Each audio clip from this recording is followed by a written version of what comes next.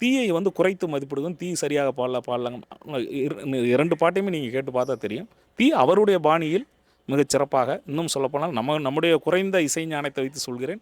அந்த கர்நாடிக் மியூசிக் என்று சொல்லக்கூடிய முறைப்படியான சாஸ்திரிய சங்கீதத்தின் அடிப்படையில் பாடியிருக்கிறார். அவருக்கு அந்த குரலுக்கு குறிப்பாக அந்த பாடலை மிக தெளிவாக பாடியிருக்கிறார். தீ வந்து உங்களுக்கு வளரும் பாடகி. அவருக்கு வந்து வயதிலோ, அனுபவத்திலோ சின்மயியோடு ஒப்பிட்டு சொல்லுகின்ற அளவிற்கு அவருக்கு அந்த வயதும் இல்லை, அனுபவமும் இல்லை. அப்படி பார்க்கின்ற போது வேண்டுமென்றே சின்மயியை உயர்த்தி பேசுவதாக நினைத்து வளரும் பாடகி தீயை வந்து குறைத்து மதிப்பிடுவது மிகவும் தவறானது. மீண்டும் மீண்டும் பல ஆண்டுகளாக ஒரே செய்தியை சின்மயிக்கு ஆதரவாக ஊடகங்களும் மற்ற தளங்களிலும் அவர் வைரமுத்துவை எதிர்ப்பதாக நினைத்து கொண்டு போடுவது தவறானது. இது கண்டனத்திற்குரியது. மிகப்பெரிய உங்களுக்கு திரைப்பாடலில் சாதனை புரிந்த எஸ்பி பாலசுப்ரமணியம் அவர்களே, அவர் வந்து உங்களுக்கு நேரடியாக திரைப்படங்களில் பாடியதை விட மேடைகளில் பாடும்போது மிக அற்புதமாக பாடுகின்ற நம்ம காட்சிகளை எல்லாம் பார்த்துருக்கிறோம். சின்மயி அவர்கள் பாடிய பாடலையும் அது திரைப்படத்தில் பாடியதாக சொல்லப்படுகிற தீ அவர்கள் பாடிய பாடலையும் ஒப்பிட்டு பல்வேறு சர்ச்சைகளும் பல்வேறு நிகழ்வுகளும் நடந்த வண்ணம் இருக்கிறது. இதில் வேறு அந்த தக் லைஃப் படத்தில் வந்து அந்த பாட்டு இல்லை அப்படிங்கிற ஒரு பஞ்சாயத்து வேறு தனியாக ஓடிட்டுருக்கு.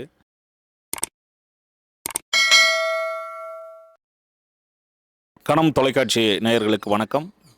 முத்தமழை கொட்டி தீர்த்ததோ என்ற அடிப்படையில் சின்மயி அவர்கள் பாடிய பாடலையும் அது திரைப்படத்தில் பாடியதாக சொல்லப்படுகிற தீ அவர்கள் பாடிய பாடலையும் ஒப்பிட்டு பல்வேறு சர்ச்சைகளும் பல்வேறு நிகழ்வுகளும் நடந்த வண்ணம் இருக்கிறது. இதில் வேறு அந்த தக் லைஃப் படத்தில் வந்து அந்த பாட்டு இல்லை அப்படிங்கிற ஒரு பஞ்சாயத்து வேறு தனியாக ஓடிட்டுருக்கு. இதையெல்லாம் தாண்டி ஒரு மேடை பாடல் இந்த அளவிற்கு புகழ் பெற்றிருப்பதை வந்து ஒரு இசை ரசிகனாக, குறிப்பாக இசை தொடர்பான பணிகளில் இருக்கக்கூடிய அனைவருமே ஒரு மகிழ்ச்சி அடையக்கூடிய செய்தி என்னவென்றால், இன்றைக்கெல்லாம் வந்து ஒரு பாடல் வந்து பார்த்திங்கன்னா ஒரு நாள் குறிப்பாக ஒரு ட்ரெண்டிங்கில் இருந்தாவே பெரிய செய்தி அப்படிங்கிற மாதிரியும், இன்னும் சொல்லப்போனால் ஆடியோ ரிலீஸில் வந்த ஒரு பாட்டு குறிப்பாக ஒரு மேடையில் பாடிய அந்த பாடலை கூட அவர் திரைப்படத்தில் அவர் பாடல, குறிப்பாக தெலுங்கில் பாடியதாக சொல்லுகிறார்கள். அவர் மேடையில் வந்து சின்மயி பாடியும்போது சிறப்பான முறையில் பாடியதாகவும், இன்னும் இசைக்கலைஞர்கள் மற்ற பின்னணி பாடகர்கள் அனைவருமே நன்றாக பாடியதாக நம்ம பார்க்கும்போது அப்படி தான் தெரியுது, நன்றாக பாடியிருக்கிறார்கள்.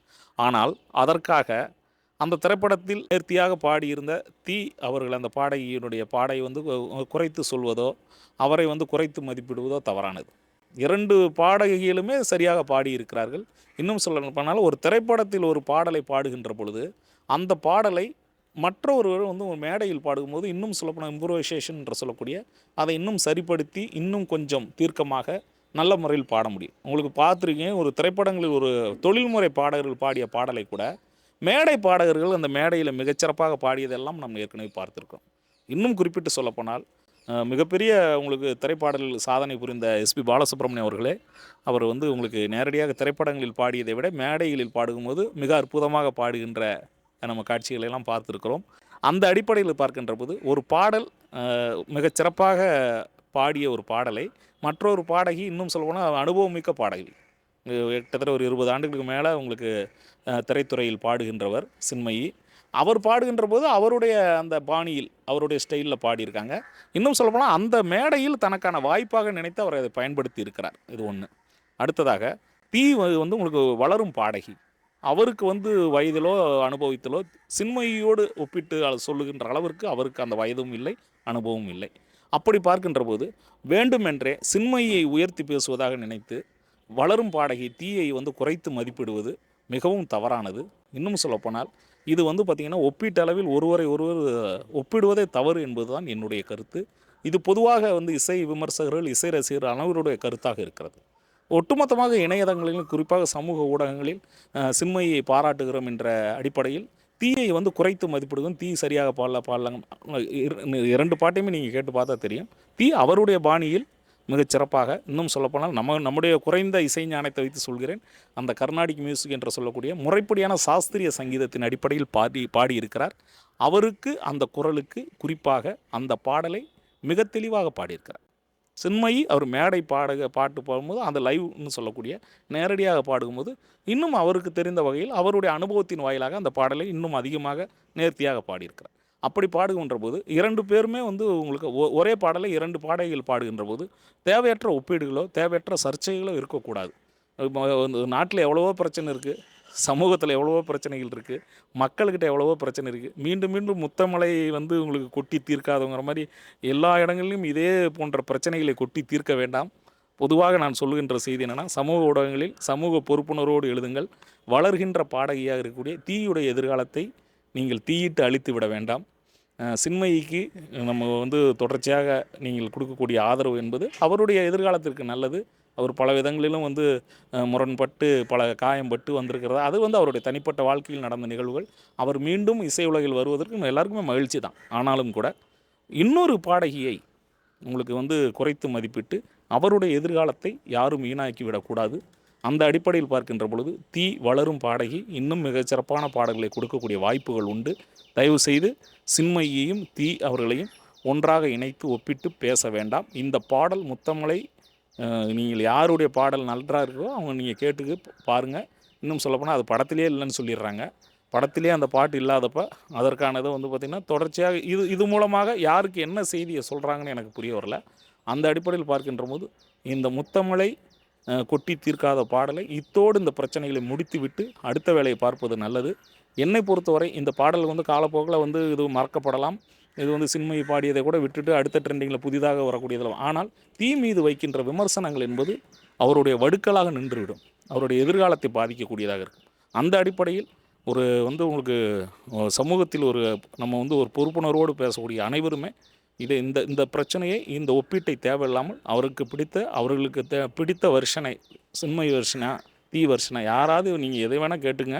ஆனாலும் கூட இந்த பாட்டிற்கான முக்கியத்துவத்தை அதற்கு மட்டுமே பயன்படுத்தவும், தேவையற்ற சர்ச்சைகளை உருவாக்க வேண்டாம் என்பதுதான் என்னுடைய கருத்து. பொதுவாக அனைத்து பிரபலங்களுமே இந்த பிரச்சனையில் சின்மயி தீ இது பண்ணுற இன்னும் சொல்லப்போனால் தேவையில்லாமல் வைரமுத்து அவர்களையும் இந்த பிரச்சனையில் மீண்டும் கொண்டு வருகிறார்கள்.